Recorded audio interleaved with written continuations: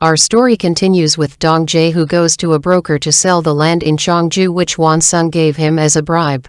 The broker advises him not to sell it since this land may be redeveloped.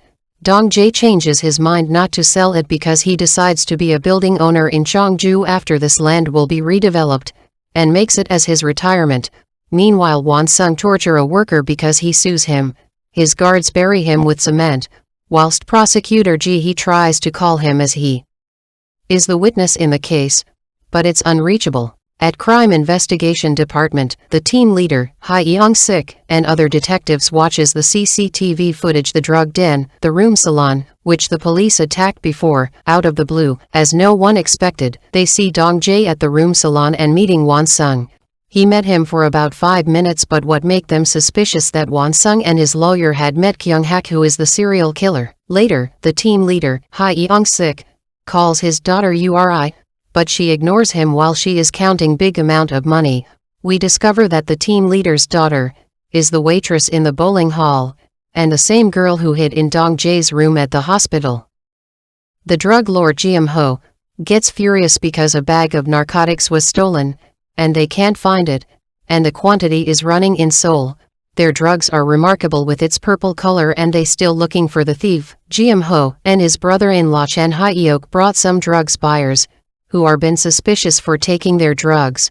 The buyers tell them where they bought from. Chan Hyuk watches the places where the thief put the drugs in. He spots the thief, seeing him, but he runs away.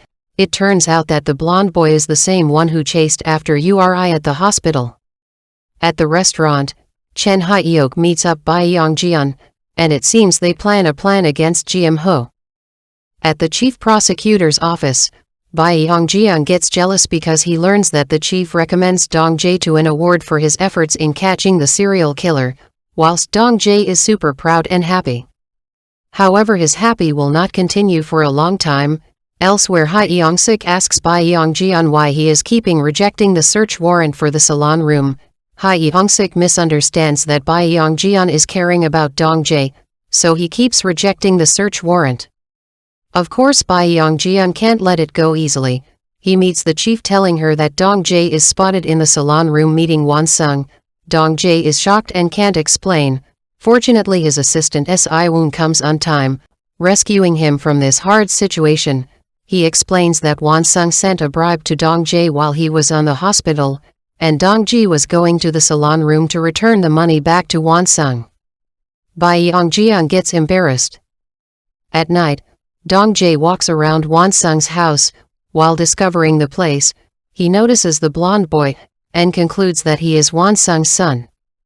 DongJae calls Prosecutor Ji to inquire about the case that was directed against Won-sung.